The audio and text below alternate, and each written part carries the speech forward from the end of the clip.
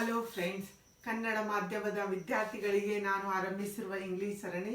ಈ ಅಧ್ಯಾಯದಲ್ಲಿ ನಾನು ದೇವನೂರು ಮಹಾದೇವ ಅವರು ಬರೆದ ಒಂದು ವಾಕ್ಯವನ್ನು ಅಥವಾ ಒಂದು ಹೇಳಿಕೆಯನ್ನು ಹೇಳಿಕೊಡುತ್ತೇನೆ. ನೋಡಿ, ಅದು ಎಷ್ಟು ಇಂಪಾರ್ಟೆಂಟ್ ಇದೆ, ಅದು ಎಷ್ಟು ಸುಂದರವಾಗಿದೆ ಎಂದರೆ ಅದು ಹೇಳಿದ ಕೂಡಲೇ ಅದು ತುಂಬ ಮನಕ್ಕೆ ಮುಟ್ಟುತ್ತದೆ. ಅದು ವಿದ್ಯಾಭ್ಯಾಸದ ಮಹತ್ವವು ಎಷ್ಟು ಇದೆ ಎನ್ನುವುದನ್ನು ಈ ಮಾತನ್ನು ಅದು ಸಾರಿ ಹೇಳುತ್ತದೆ. ದೇವನೂರು ಮಹಾದೇವ ಅವರು ಒಬ್ಬ ದಲಿತ ಕವಿ. ಅವರು ಮೈಸೂರಿನ ನಂಜನಗೂಡಿನವರು. ನೋಡಿ, ಅವರು ಬಂಡಾಯ ಸಾಹಿತಿ. ಅವರು ತಮ್ಮ ಮೇಲೆ ಆದ ಅನ್ಯಾಯಗಳನ್ನು ಹಾಗೂ ವಿದ್ಯೆಯ ಮಹತ್ವವನ್ನು ಜನರಿಗೆ ಸಾರಿ ಸಾರಿ ಹೇಳಿದ್ದಾರೆ. ನೋಡಿ, ನಮಗೆ ಹಣವನ್ನು ಯಾರಾದರೂ ಗಳಿಸಬಹುದು, ಆದರೆ ಗಳಿಸಿದ ಹಣವನ್ನು ತೆಗೆದುಕೊಂಡು ಯಾರಾದರೂ ನಮ್ಮಿಂದ ಲೂಟಿ ಮಾಡಬಹುದು. ಆದರೆ ನಾವು ಪಡೆದ ವಿದ್ಯೆ ಅಥವಾ ನಾವು ಕಲಿತ ಯಾವುದಾದರೂ ವಿದ್ಯೆ ಅದು ನಮ್ಮಿಂದ ಯಾರಿಂದಲೂ ದೋಚಲು ಸಾಧ್ಯವಿಲ್ಲ. ನೋಡಿ, ಈ ವಾಕ್ಯದಲ್ಲಿ ಏನು ಹೇಳಿದ್ದಾರೆ ಎಂದರೆ, ಭೂಮಿಗೆ ಬಿದ್ದ ಬೀಜ, ಎದೆಗೆ ಬಿದ್ದ ಅಕ್ಷರ, ಇಂದಲ್ಲ ನಾಳೆ ಫಲ ಕೊಡುವುದು. ದೇವನೂರು ಮಹಾದೇವ. ನೋಡಿ, ಎಷ್ಟು ಸುಂದರವಾಗಿದೆ ಇದು. ನೋಡಿ,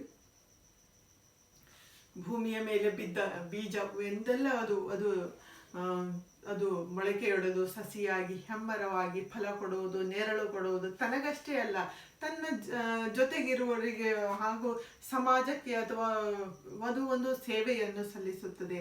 ನೋಡಿ, ಅದೇ ರೀತಿ ಎದೆಗೆ ಬಿದ್ದ ಅಕ್ಷರ, ನಾವು ಒಂದು ವೇಳೆ ಅಕ್ಷರಸ್ಥರಾದರೆ ಯಾವ ರೀತಿ ಅದು ಉಪಯೋಗವಾಗುತ್ತದೆ ಎಂದರೆ, ಅದು ಒಂದಲ್ಲ ಒಂದು ದಿನ ನಾವು ಕಲಿತ ವಿದ್ಯೆ ನಮ್ಮನ್ನಷ್ಟೇ ಸಲಹುವುದಿಲ್ಲ, ನಮ್ಮ ಜೊತೆಗಿದ್ದವರು ಪೂರ್ತಿ ಸಮಾಜವನ್ನು ಕೂಡ ಅದು ತುಂಬ ಸುಂದರಗೊಳಿಸುತ್ತದೆ ಎನ್ನುವ ಮಾತನ್ನು ಇದು ಹೇಳ್ತಾರೆ. ಇಂದೆಲ್ಲ ನಾಳೆ ಅದು ಅದರ ಫಲ ಬಂದೇ ಬರುತ್ತದೆ. ನೋಡಿ, ನಾನು ಇದನ್ನು ಇಂಗ್ಲಿಷ್ಗೆ ಟ್ರಾನ್ಸ್ಲೇಟ್ ಮಾಡಿದ್ದೇನೆ, ಸಿಂಪಲ್ ಲ್ಯಾಂಗ್ವೇಜ್ನಲ್ಲಿ ಮಾಡಿದ್ದೇನೆ.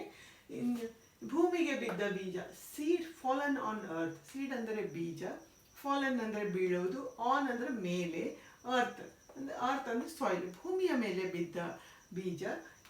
ಎದೆಗೆ ಬಿದ್ದ ಅಕ್ಷರ, ಅಕ್ಷರ ಅಂದರೆ ಲೆಟರ್ಸ್, ಆಲ್ಫಾಬೆಟ್ಸ್, ಅಕ್ಷರಗಳು. Letter return or absorb by heart, ನಾವು ಕಲಿತ ಒಂದು ವಿದ್ಯೆ. ನೋಡಿ, ಅದು ಅಕ್ಷರವಾಗಿರಬಹುದು, ಒಂದು ವಿದ್ಯೆಯೂ ಕೂಡ ಆಗಿರಬಹುದು.